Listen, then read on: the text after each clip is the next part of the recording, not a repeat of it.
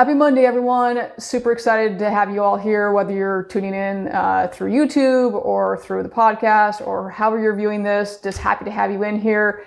If you're liking the content, don't forget to subscribe and follow below so you don't miss an episode.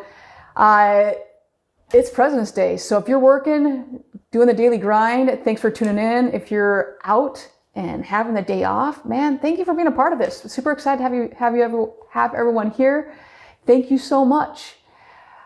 I hope you had an awesome weekend. Man, it's for us, it was great. As you all know, I am a bit of a sports fanatic. We've made that abundantly clear through these few weeks we've been doing this.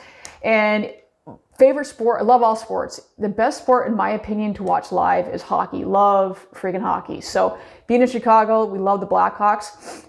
Rough year this year, if anyone's following hockey at all. But anytime we can see them play, you always take a chance. If you haven't seen them play, have a chance. You've got to see them play. And make sure when you go that you get there before to watch the national anthem. Because if you go and you see the national anthem and you don't get goosebumps, man, you don't have a pulse. It's phenomenal. So diehard Blackhawks fans here. So it was really great to, like I said, anytime you get to see any sport, but especially hockey and double, especially with the Blackhawks. So great weekend all the way around.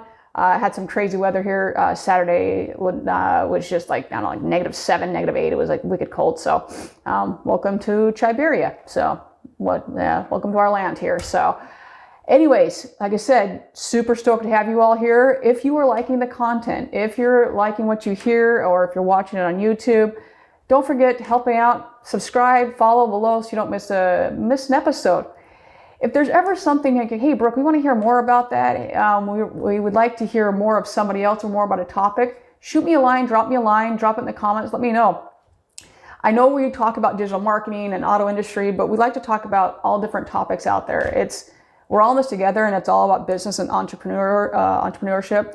So if there's ever something, like I said, you want to hear more of, hit me up. We're open about just about anything, as long as it's, at the end of the day, we're helping each other and making this world a better place and making the business better. We're all about educating people. So let me know. I'd love to hear everyone's comments on things. So circling back to Friday, man, Alan, dropping heat, dropping all sorts of knowledge on us. Alan from Fuse Autotech, he was just dropping all kinds of stuff. And I cannot thank Alan enough for being on the show and being a part of this amazing community. We call this auto industry, that I feel so, sometimes we get boxed into, oh, you're just a salesperson. Oh, you just sell cars. No, there's so much to what we do.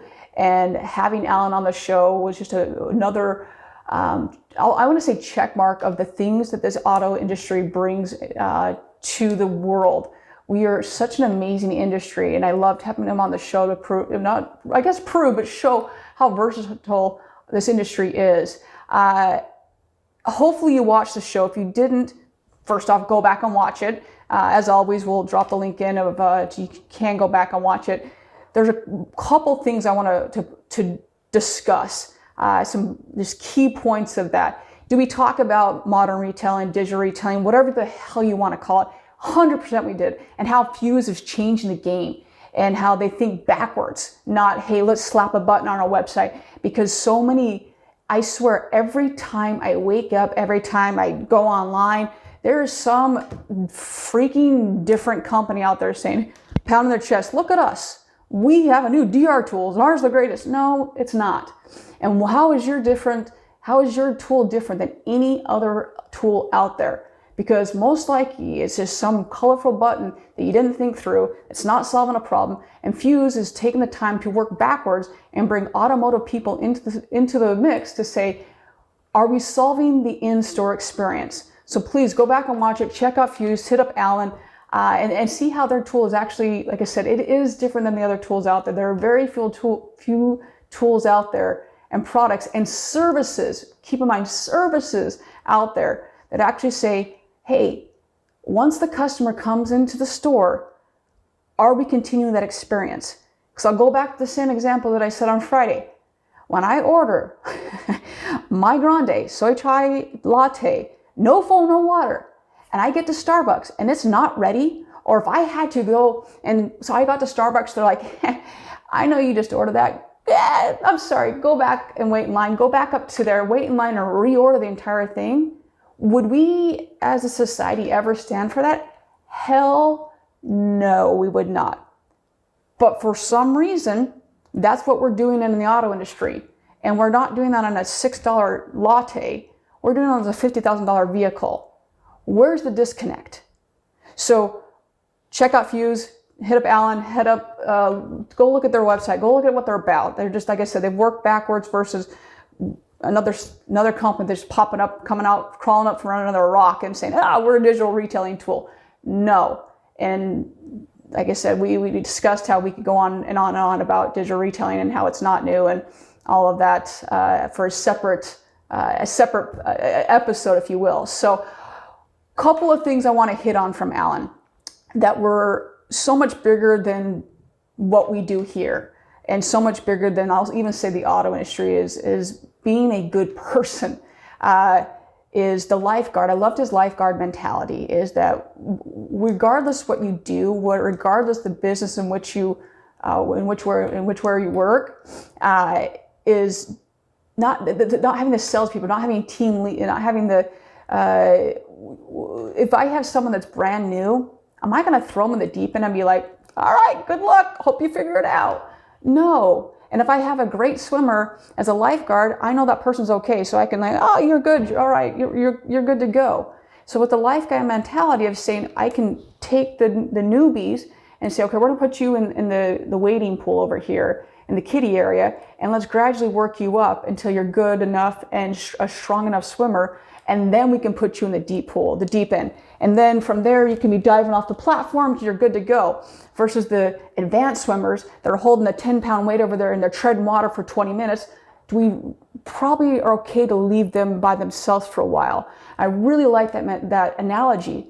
And there's other we talked about at the very end, and I really loved his talking with him about it, was talking about meeting people where they are.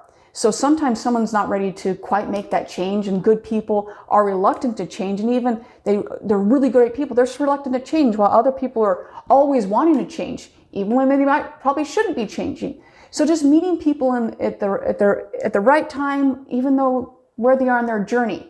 I used to be a very, very avid runner, and then I've broken one too many bones, and I made too many surgeries, blah, blah, blah. And I always had an analogy that I can see someone running, and they could just be bent over, and they're just huffing and puffing, and a bystander may say, oh my gosh, that person must be on mile 20. When in fact, that person could be on mile 2. And then the other person could just be, just completely in stride and doing really well, and you must think the person's on mile 1. Well, that person could be on mile 26 or on mile 50. You have no idea. So meeting the person where they are and stop casting judgment. I know it's a human thing to do, but stop casting judgment on that person when you have no idea where they are in their path and where they are in their journey. Something could be going on a completely different, outside of work, outside of whatever, but having the patience with the person to say, how may I best assist you? What may I do to make sure the success of you and because if you succeed, I succeed, not only as a team, but as a business. So I really like that analogy that he used, and I agree 110% with what he was saying. The other part he made, and we'll go back to we've brought up Apple, we brought up Chick-fil-A previously on episodes, but how Apple has more sales per square foot than any other business. And we all know how great Apple is when it comes to, and I have my Mac in front of me. I also have a Samsung Galaxy Note. So I only say that is that we know how great Apple is when it comes to customer service. They empower their employees. So why do you think that Apple has so many more sales per square foot? They empower their freaking employees. They train their employees. They do all these things right. Does Apple still make mistakes? Of course they do. Any company does. But they do so many things correctly, which equates to more sales per square foot than any other business. So there's a couple of things, like I said, I wanted to touch on there.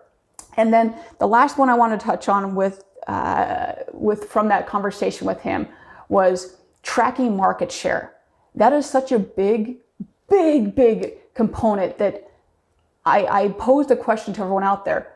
is anybody currently tracking market share? Because, oh, I got 100 leads today. Great. Leads do not equal market share. And there's all of these new technology, and I have a new DR tool. Great. I don't really care. One, let's going back to process and all of that. Those do not equal market share.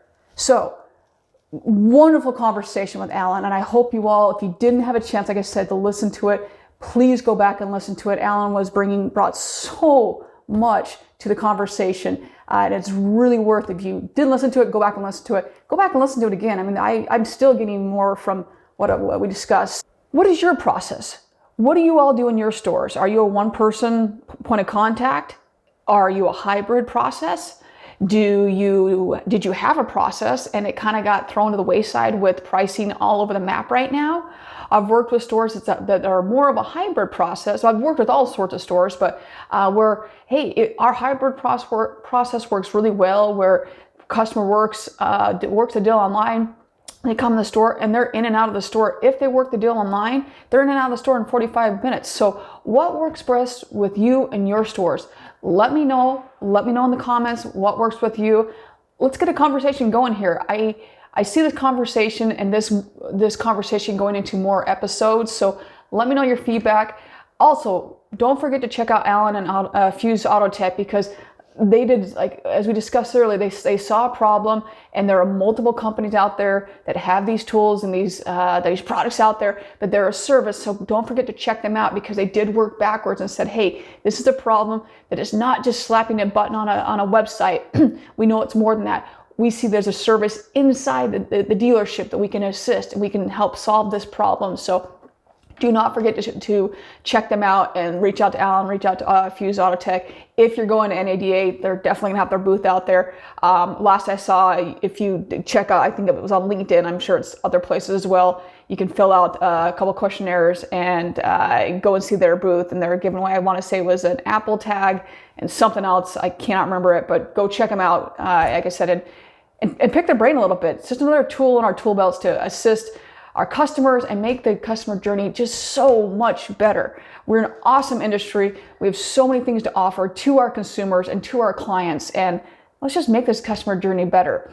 This week, oh man, I'm once again just so excited. I love what I do, as I'm sure that it comes through, hopefully comes through in any medium in which you're viewing this and hearing this. I have Michael Stewart. Michael, I've known for a couple years now. He is a very, very smart individual. He and I were speaking, Michael is with PCG, and he and I were speaking recently, and we both had a similar but different car experience. I recently purchased a vehicle, which we'll get into in another episode, and he had a car incident where he was, we'll get into it more, but he had a car experience with a dealership and wanted to praise them. Long story short, as we'll get into later on, and this Friday, is that he just goes, hey, there's so many dealerships want to do things right, and they just fall a little short. And we're going to get into that on Friday, just common mistakes. So it's a great episode where we talk about just quick tidbits, almost like frequently asked questions. So awesome episode. Don't want to miss it.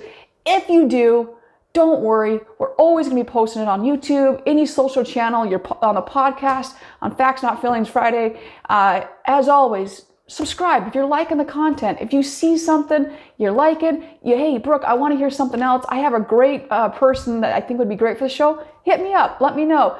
Thank you so much. Have a wonderful week. Stay warm. Stay safe out there. And we'll see you all Friday. Have a wonderful rest of your week. Be kind, everyone. Thank you.